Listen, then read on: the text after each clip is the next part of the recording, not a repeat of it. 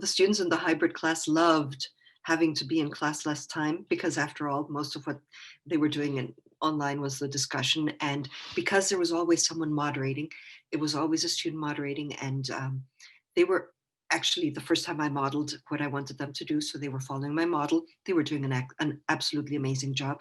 So it worked very well. They got a lot out of the discussion. So that was great. And I could jump in and add something if I saw that something was missing. So it was great. So they loved it. And in the Hyflex classes, I don't think anyone was absolutely happy. I don't think anyone loved it. I know I didn't.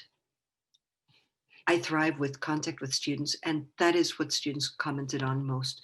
They missed that contact with the students and with me. There were a couple of students I never saw the entire semester. Actually, I saw one of their faces the very last day of class during an oral test because I said, I need to see your face. Otherwise, I had never seen her face all semester. She was a high-risk student who had gotten permission to just be online throughout. So I know that that was something that everyone missed. In terms of getting the work done,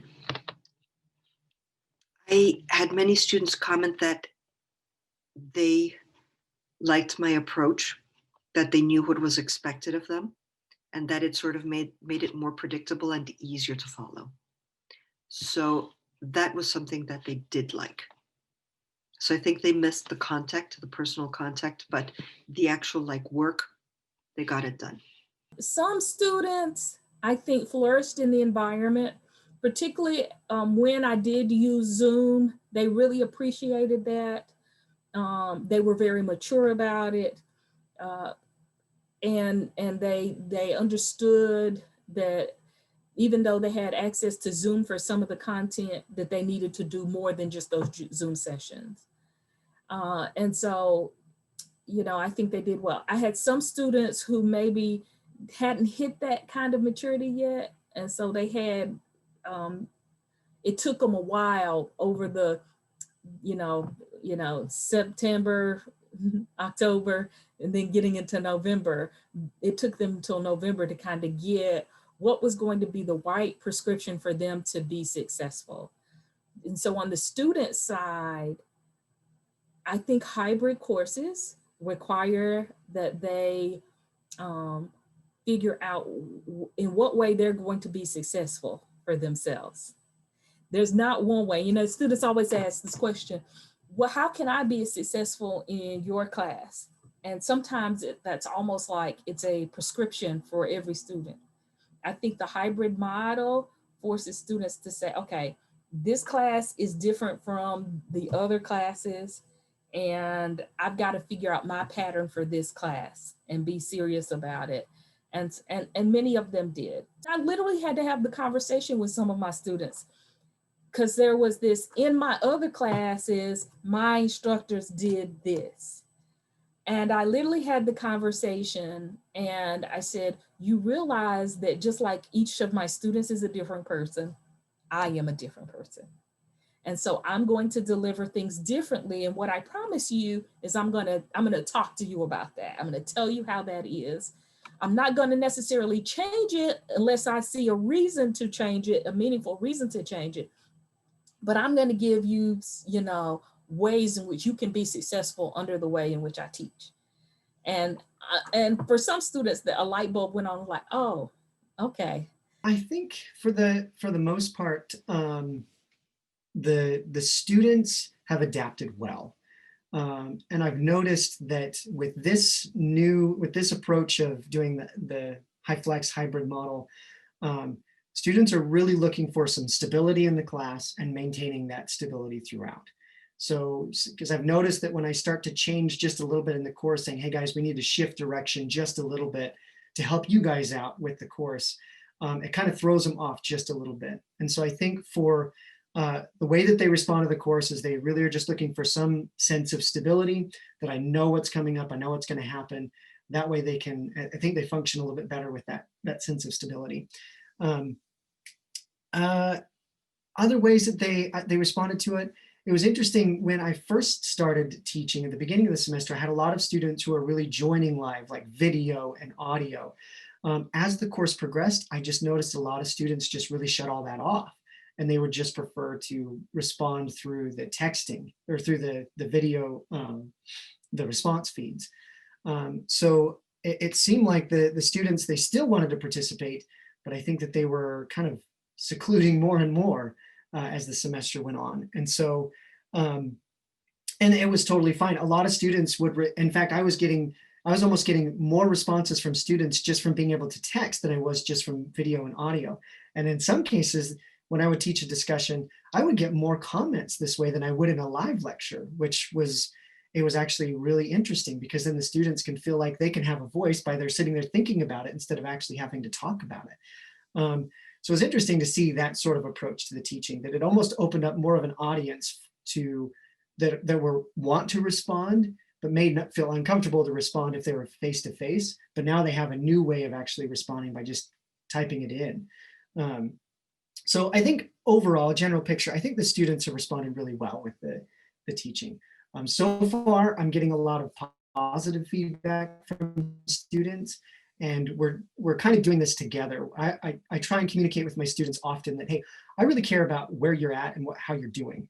We're trying to get through this together, all these changes. And so we want to be able to work together on this. And so I'm here to help you. And I think that sort of approach with the class has really helped students reach out and say, hey, you know, I'm concerned, or I have problems here that I would like to work out with this course. And so I think for the most part that a lot of the students have responded well. I think that many of the students really appreciated the in-class connection this semester. For many of the students, this was the only class that they had where they were required to be face-to-face. And so it was one of the only communities that they actually were engaging with on a consistent basis physically. Many of them did appreciate the combination of both being face-to-face with the instructor and then also working with them online. Many of them also struggled. So that's what we are working on as we move forward, because there were so many different requirements throughout the university and so many different models.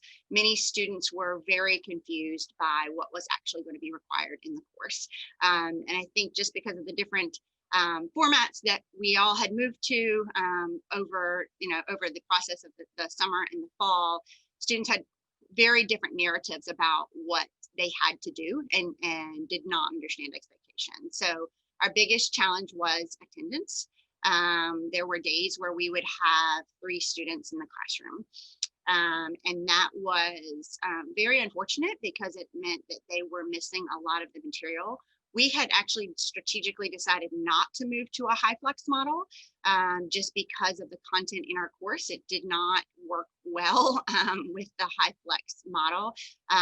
However, we knew that there were going to be students who, for various reasons, could not attend class. What we did not anticipate is the number of students that just made the decision that they wanted to be online entirely.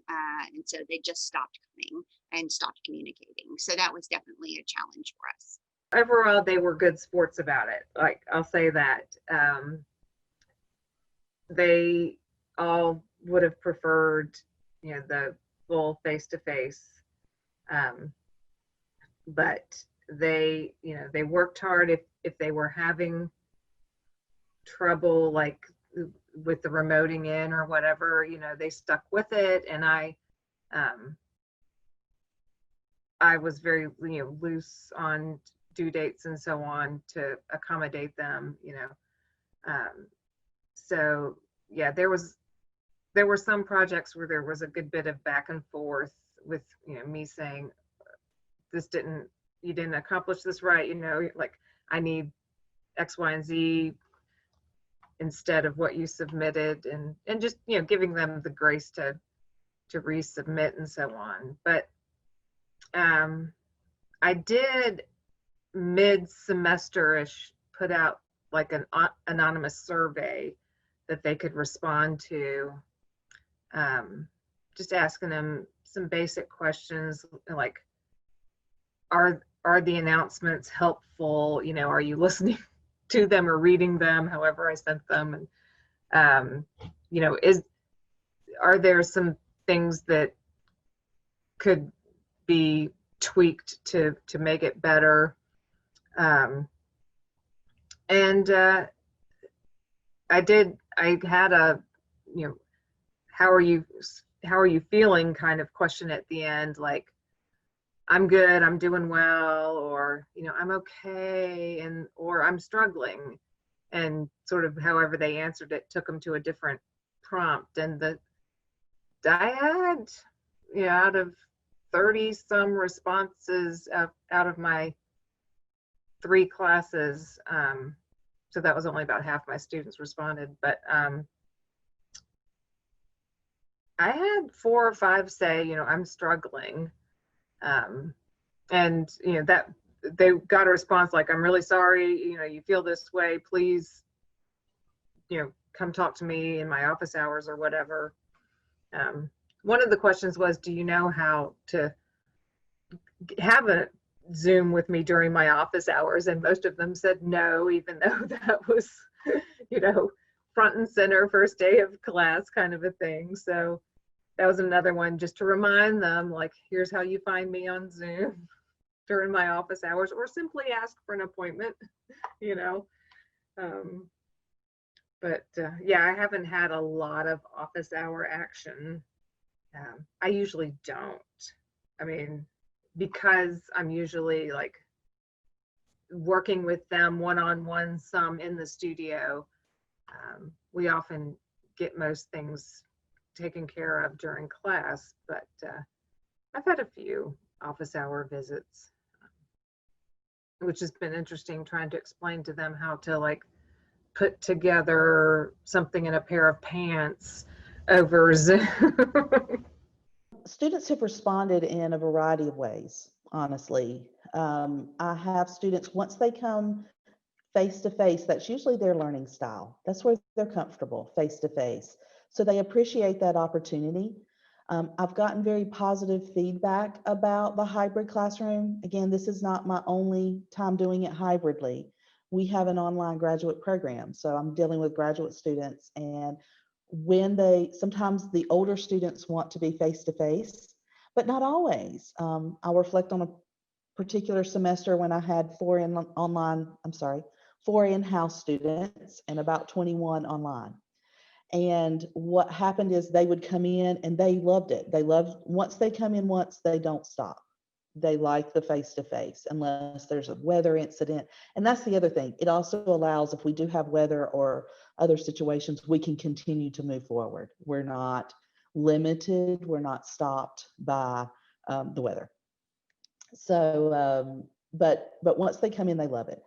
Again, I had to make sure that I group people appropriately. I have had semesters that was an issue.